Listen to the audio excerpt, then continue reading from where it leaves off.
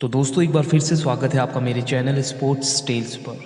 आज हम बात करेंगे एक ऐसे क्रिकेटर के बारे में जिसके शुरुआती दिनों में ही उस पर अपार टैलेंट का टैग तो लगा दिया गया, लेकिन परफॉर्मेंस में इनकंसिस्टेंसी इस टैग को जस्टिफाई नहीं कर पा रही थी। पर यह शायद एक तूफान से पहले की शांति थी, और जब ये तूफान आया तो वर्ल्ड क्रिकेट के बेहतरीन बॉलर्स को अपने साथ ले उड़ा। ये कहानी है ओडीआई क्रिकेट के 3 times double Centurion Rohit Sharma की। रोहित की सक्सेस सब जानते हैं, मगर सफ़र काफ़ी कम लोग जानते होंगे। तो चलिए टाइम में थोड़ा पीछे चलते हैं और जानते हैं इस रोड टू सक्सेस को। रोहित शर्मा का जन्म 30 अप्रैल 1987 को नागपुर बंसोड़ में हुआ। इनकी मां पूर्णिमा हाउसवाइफ थी और पिता गुरुनाथ शर्मा एक ट्रांसपोर्ट फर्म की देखरेख किया करते थे।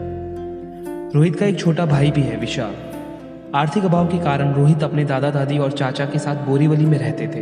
अपने माँ बाप से मिलने कभी कभी रोहित डोंबिवली आ जाया करते थे। रोहित का बैकग्राउंड क्रिकेट से जुड़ा हुआ था। इनके 6 के 6 अंकल क्रिकेट में बहुत ज़्यादा रुचि रखते थे और सबने ही अपने कॉलेज में इंटर कॉलेज लेवल टूर्नामेंट्स खेल रखे थे, और रोहित शुरू से ही क्रिकेट खेला करते थे। वो बताते हैं कि उन्होंने बचपन में सोसाइटी में इतने कांच तोड़े थे कि एक बार किसी सोसाइटी मेंबर की शिकायत पर पुलिस तक आ गई थी। जब रोहित 12 साल के थे तब अपने अंकल की मदद से उन्होंने एक क्रिकेट एकेडमी ज्वाइन कर ली, जहां इनके कोच थे दिनेश लाड। रोहित के खेल को देखकर दिनेश लाड ने उसे स्वामी विवेकानंद इंटरनेशनल स्कूल में एडमिशन लेने को कहा, क्योंकि वहां स्पोर्ट्स फैसिलिटीज काफ़ी अच्छी थी, और खुद दिनेश लाड वहां एज अ कोच अपॉइंटेड थे। पैसों का अभाव रोहित को इस स्कूल में आने से रोक रहा था। ये बात पता चलने पर कोच ने रोहित के लिए 4 सालों तक की स्कॉलरशिप अरेंज करवा दी। यहाँ रहते हुए रोहित ने अपने बेसिक्स मजबूत किए। क्रिकेट की प्रैक्टिस के लिए रोहित को रोज बोरीवली से चर्च गेट जाना पड़ता था। एक बार रोहित भीड़ के बीच लोकल ट्रेन में अपना भारी किट लेकर गेट के पास खड़े थे, तब अचानक से उनका किट चलती ट्रेन से बाहर गिर गया। रोहित बताते हैं कि वो दादर उतर गए और वहां से माहिम आ गए। पैदल ट्रैक पर चलकर ढूंढने पर भी उन्हें अपना किट नहीं मिला, और तो और प्रैक्टिस में लेट पहुंचने पर उनके कोच ने एज अ पनिशमेंट उनसे केवल और केवल फील्डिंग करवाई। ये बात जानकर आपको हैरानी होगी कि शुरुआत में रोहित स्पिनर थे। वो ऑफ ब्रेक बॉलिंग किया करते थे और बैटिंग के लिए 8वें या फिर 9वें नंबर पर उतरते थे। एक दिन दिनेश लाड ने उन्हें नेट में बैटिंग प्रैक्टिस करते देखा, और 8वें नंबर पर स्किल से भरी किसी परफॉर्मेंस ने रोहित के असली पोटेंशियल को कोच के सामने रख दिया। एक दिन मैं ऐसे एंटर कर रहा था गेट से अंदर, और ये नॉक कर रहा था। किसी को लेके नॉक कर रहा था। जैसे मैंने देखा, मैंने कौन नॉक कर रहा है, मेरे भी ध्यान नहीं गया। मैं भी सरप्राइज था, बिकॉज जनरली बच्चे ऐसे नॉकिंग करते हैं, इतना अच्छा बैट आ रहा है। मैं सरप्राइज, कौन लड़का बैटिंग नॉक कर रहा है। पीछे से देखता हूँ तो ये रोहित बैटिंग नहीं करता है। एक्चुअली शायद अब इसके बाद कोच के कहने पर रोहित ने बैटिंग प्रैक्टिस पर बहुत ही ज़्यादा ध्यान दिया। गिल्स शील्ड स्कूल टूर्नामेंट में कोच ने रोहित को 8वें नंबर पर ना जाकर ओपनिंग करने को कहा, जहां रोहित ने नाबाद 120 रनों की पारी खेली। शायद उसी दिन फ्यूचर इंडियन ओपनर की नींव तैयार हो गई थी। रोहित का लिस्ट ए डेब्यू 2005 में देवधर ट्रॉफी में चेतेश्वर पुजारा और रविंद्र जडेजा के साथ हुआ। इस मैच में रोहित वेस्ट जोन की तरफ से सेंट्रल जोन के खिलाफ खेल रहे थे, लेकिन रोहित सुर्खियों में तब आए जब उन्होंने उदयपुर में नॉर्थ जोन के खिलाफ 123 बॉल्स में 142 रन बनाए। इंडिया ए में चुने जाने पर न्यूजीलैंड ए के खिलाफ सिर्फ 22 बॉल्स पर 57 रनों की पारी रोहित का हुनर दिखाने के लिए काफी थी। इसका रिजल्ट ये रहा कि रणजी डेब्यू से पहले ही 2006 चैंपियंस ट्रॉफी की प्रोबेबल 30 प्लेयर्स में रोहित का नाम आ गया। हालांकि फाइनल स्क्वाड में रोहित को सिलेक्ट नहीं किया गया था। इसके बाद 2006-2007 रणजी ट्रॉफी में मुंबई की ओर से इन्होंने अपना डेब्यू किया।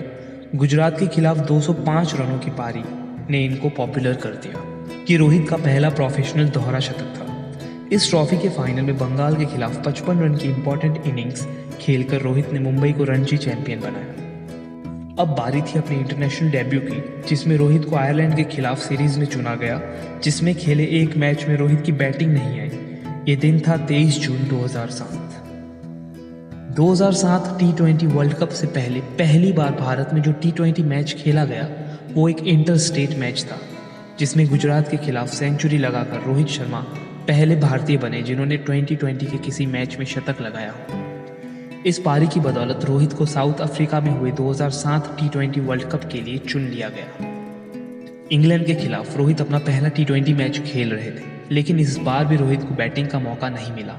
ये वही मैच है जिसमें युवराज सिंह ने स्टुअर्ट ब्रॉड के एक ही ओवर में 6 छक्के लगाए थे। इंडियन क्रिकेट फैंस इस बेहतरीन खिलाड़ी की बैटिंग से तभी रूबरू हुए जब साउथ अफ्रीका के खिलाफ मैच में युवराज की चोट की वजह से रोहित को ऊपर बैटिंग मिली और इन्होंने नाबाद 50 रन बनाए। शायद ये पारी न होती तो आज इंडिया T20 के सेमीफाइनल में भी न होता, क्योंकि इस मैच में भारत ने जल्दी विकेट्स खो लिए थे। रोहित की पारी जैसे तैसे टीम को 150 रनों तक ले गई। Rohit Sharma, right-hand batsman. Rohit Sharma, the new bat. Didn't quite get. Using his feet again, he's gone over the top. More of the feeling that this is his team. Well bowled. Good flick on the toes. Has he found the gap? Eyes are telling a story. And more. Little bit of room. It's free. Oh, huge shot. Gives himself room. Full toss. Swung away, leg side. Swung away for 6. What a finish to the 150. 153 for 5. They know it. The moment the ball went up in the air. इस world cup के बाद Rohit Australia के खिलाफ Commonwealth series के लिए चुने गए, जिसमें इन्होंने 2 हाफ सेंचुरी भी लगाई और 1 हाफ सेंचुरी फाइनल में आई थी। लेकिन रोहित का अनसर्टेन फॉर्म और सुरेश रैना, विराट कोहली जैसे नए खिलाड़ियों का अच्छा परफॉर्मेंस रोहित के लिए टीम से बाहर बैठने की वजह बन गया। 2009 रणजी ट्रॉफी में गुजरात के खिलाफ खेली 309 रनों की पारी इन्हें फिर इंडियन स्क्वाड में ले आई। मई 2010 ये वो दिन था जब जिम्बाब्वे के खिलाफ हुए मैच में इन्होंने अपना पहला ODI 100 जड़ दिया। 2011 साउथ अफ्रीका दौरा जो वर्ल्ड कप से ठीक पहले था, उसमें खराब परफॉर्मेंस के कारण Rohit Sharma 2011 world cup winning team का हिस्सा नहीं बन सके। रोहित को काफ़ी अफसोस हुआ। 2012 भी रोहित के लिए कुछ ठीक नहीं गया। अभी तक रोहित के लिए जो भी क्रिकेटिंग सफ़र चल रहा था उसमें काफ़ी उतार चढ़ाव थे। रोहित उस तरीके की परफॉर्मेंस नहीं दिखा पा रहे थे जो उनको इंटरनेशनल लेवल पर इंडियन टीम के लिए एक परमानेंट स्क्वाड का हिस्सा बना सके। अब आता है 2013 चैंपियंस ट्रॉफी टूर्नामेंट, जिसने रोहित के लिए ही नहीं बल्कि इंडियन क्रिकेट के लिए सब कुछ बदल कर रख दिया। कैप्टन माही यानी महेंद्र सिंह धोनी ने बिना प्रैक्टिस रोहित को शिखर धवन के साथ ओपनिंग में भेज दिया और अपने पहले ही मैच में इन दोनों ने 100 रन से ज़्यादा की पार्टनरशिप बना दी। वो दिन था और आज का दिन है जब रोहित शर्मा लिमिटेड ओवर में इंडिया के बेहतरीन ओपनर बने हुए हैं। रोहित शर्मा बताते हैं, कैप्टन धोनी का उनकी सक्सेस में बहुत बड़ा हाथ रहा है। धोनी हमेशा से ही किसी न किसी तरह रोहित शर्मा को ड्रेसिंग रूम में रखना चाहते थे। भले ही वो मैच में सिलेक्ट न किए गए हों, लेकिन जब भी मीटिंग में टीम सिलेक्शन की बात आती तब माही हमेशा रोहित का जिक्र किया करते थे। धोनी रोहित को हमेशा अपनी स्कीम ऑफ थिंकिंग में रखा करते थे। इसी साल 2013 में रोहित ने ऑस्ट्रेलिया के खिलाफ वनडे में डबल सेंचुरी बनाई। इसमें 12 चौके और 16 छक्के शामिल थे। और इसी साल सचिन की फेयरवेल सीरीज में रोहित ने अपना टेस्ट डेब्यू 6 नवंबर 2013 को किया और वेस्टइंडीज़ के खिलाफ 177 रन बनाए। अगला ही मैच जो सचिन का आखिरी मैच था उसमें भी रोहित ने सेंचुरी लगाई। 13 नवंबर 2014 वो दिन जब वर्ल्ड क्रिकेट ने एक वनडे इनिंग्स में हाईएस्ट इंडिविजुअल स्कोर वाली धमाकेदार पारी देखी। ये था इंडिया श्रीलंका के बीच खेला गया चौथा वनडे। रोहित बताते हैं, ये मैच उनके लिए सीरीज का पहला मैच था। अपनी फिंगर इंजरी की वजह से वो 3 महीनों के बाद वापसी कर रहे थे। मैच से एक शाम पहले थोड़ी नर्वसनेस होना लाजमी था। रोहित से मिलने उनके कुछ फैंस आए हुए थे जिन्होंने रोहित को आने वाली इनिंग्स के लिए बेस्ट ऑफ लक विश करते हुए एक कार्ड भी दिया जिस पर लिखा था, ये मैच जहां होने जा रहा है वो ईडन गार्डन नहीं, रोहित गार्डन है। रोहित के लिए ये एक छोटा सा कार्ड पॉजिटिव एनर्जी लेकर आया। इसका रीज़न ये था कि रोहित के लिए ईडन गार्डन एक काफ़ी लकी ग्राउंड था।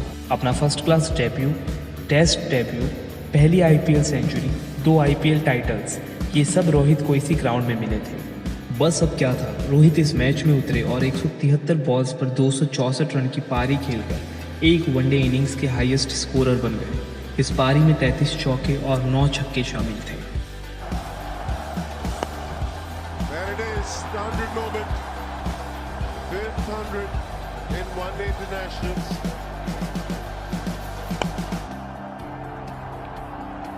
It's hit well, it's hit very well, and it's a moment of history for Rohit Sharma.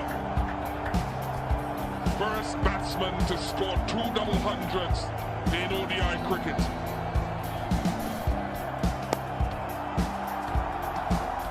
Out of the last ball of the innings, Mahela Jayawardene takes the catch. Deftly silence greets it, but what an innings. 2015 world cup में रोहित ने 330 run बनाए और India semifinals तक पहुंची। इसी साल रोहित रितिका के साथ शादी के बंधन में बंध गए, जो कि एक स्पोर्ट्स मैनेजर थी। इनकी मुलाकात रिबॉक शूज की एड के दौरान हुई थी। फिर रितिका रोहित की स्पोर्ट्स मैनेजर भी बनी। रोहित रितिका को अपना लकी चार्म मानते हैं। वो कहते हैं कि मेरी इनिंग्स के दौरान through out Ritika finger cross करके बैठी रहती है, चाहे पारी 5 ओवर तक चले या फिर 50 ओवर तक। 2015 में ही रोहित को अर्जुन अवार्ड से ऑनर किया गया। 2016 ऑस्ट्रेलिया दौरे पर Rohit player of the series बने और दिसंबर 2017 को एक बार फिर वनडे में श्रीलंका के खिलाफ 208 रनों की नाबाद पारी खेलकर रोहित ने अपनी तीसरी वनडे डबल सेंचुरी बनाई। रोहित और डबल सेंचुरी का रिश्ता कुछ ऐसा बन गया है कि अब जब रोहित अपनी सेंचुरी बना लेते हैं तो उनके फैंस उनसे 120-130 रन नहीं बल्कि सीधा डबल 100 एक्सपेक्ट करते हैं। ये एक्सपेक्टेशन हर एक खिलाड़ी से नहीं होती। यही चीज़ रोहित को एक खास खिलाड़ी बनाती है। यहाँ तक कि अगर ये सवाल भी किया जाए कि T20 की एक पारी में अगर कोई डबल सेंचुरी बनाएगा तो वो कौन होगा, तो इसका जवाब होगा रोहित शर्मा। एक ऐसा खिलाड़ी जिसको 2011 वर्ल्ड कप के लिए टीम में जगह तक नहीं मिली। उसने पिछले ही साल 2019 वर्ल्ड कप में 5 सेंचुरीज जड़कर एक वर्ल्ड रिकॉर्ड अपने नाम कर दिया। 648 रन्स बनाकर रोहित इस टूर्नामेंट के हाईएस्ट रन स्कोरर बने और गोल्डन बैट विनर भी बने। अगर आईपीएल की बात करें तो डेक्कन चार्जर्स की ओर से कैरियर शुरू करने वाले रोहित शर्मा फिर मुंबई इंडियंस का हिस्सा बने और अपनी कैप्टेंसी में 2013, 2015, 2017, 2019 और 2020 की 5 आईपीएल ट्रॉफीज एमआई को जितवाई। अगर रिकॉर्ड्स की बात करें तो एक ही पारी में सबसे ज़्यादा छक्के लगाने, सबसे ज़्यादा चौके लगाने, ओडीआई में 3 दोहरे शतक बनाने, 35 बॉल्स में T20 शतक बनाने, एक वर्ल्ड कप में 5 शतक लगाने और ऐसे खिलाड़ी बनने का रिकॉर्ड जिसने तीनों फॉर्मेट में अपने पहली सेंचुरी छक्का लगाकर पूरी की हो, ये सारे रिकॉर्ड्स रोहित के पास ही है। एज अ कैप्टन रोहित की कामनेस को धोनी से कंपेयर किया जाता है। Indian white ball cricket team का ये वाइस कैप्टन 2019 में आईसीसी के द्वारा प्लेयर ऑफ द ईयर चुना गया। 2020 में रोहित को राजीव गांधी खेल रत्न से भी नवाजा गया। व्हाइट बॉल क्रिकेट में अपनी अटूट छाप छोड़ चुके रोहित का कहना है कि मेरे लिए टेस्ट टीम का हिस्सा बनना एक बहुत बड़ी खुशनसीबी है, क्योंकि मेरे पापा का ये सपना है कि मैं टेस्ट स्क्वाड का परमानेंट मेंबर बनूं और वहां देश के लिए अच्छा परफॉर्मेंस करूं। जब रोहित टेस्ट में आखिरकार सिलेक्ट हुए और सेंचुरी लगाई तब उनके पिता के लिए इससे बड़ा प्राउड मोमेंट और कोई भी नहीं था। वो काफ़ी इमोशनल हुए और उन्होंने रोहित को वॉइस नोट्स भेजते हुए इसी तरीके से आगे बढ़ने की ब्लेसिंग्स भी दी। जिस तरीके से रोहित ने बैटिंग की है इस सीरीज़ में, हम लोगों को एक सेशन 2-2, 3-3 घंटे मिस करने के बाद भी उनकी बैटिंग की पेस की वजह से हमें इतना टाइम मिला बॉलिंग करने का और टीम को 2 बार आउट करने का। तो वो चीज़ क्रेडिट सिर्फ प्लेयर को ही जाता है, क्योंकि अपनी एंग्जाइटीज़ को, अपने एक जो हेजिटेशन को ओवरकम करके ऐसी परफॉर्मेंस देना मैन ऑफ द सीरीज़ पहली सीरीज़ में ही as a opener, I think कमाल की परफॉर्मेंस रही रोहित की भी। एक बेहतरीन खिलाड़ी के साथ साथ रोहित एक रिस्पॉन्सिबल फादर भी है। इनकी एक 2 साल की प्यारी सी बेटी है जिनका नाम है Samaira. Rohit animal welfare supporter भी है। WWF इंडिया के लिए रोहित राइनो एम्बेसडर है। प्रतिभा सब में होती है, बस ज़रूरत है तो सही मौक़ों की, हार्डवर्क की, सेल्फ मोटिवेशन की और कंसिस्टेंसी की। इसका एग्जाम्पल है रोहित शर्मा। 2020 आईपीएल के बाद रोहित की फिटनेस के कारण अभी ऑस्ट्रेलिया में चल रहे दौरे पर रोहित शर्मा नहीं जा सके। आशा करते हैं कि ये खिलाड़ी इसी तरीके से अच्छा परफॉर्मेंस करता रहे और 2023 वर्ल्ड कप जो इंडिया में ही होना है उसमें 1983 और 2011 का इतिहास दोहराया जाए। तो दोस्तों, अगर ये कहानी पसंद आई हो तो एक गुजारिश है, जाते जाते इस चैनल को सब्सक्राइब ज़रूर करिएगा और ऐसे ही कुछ सफ़र जानने के लिए जुड़े रहिएगा।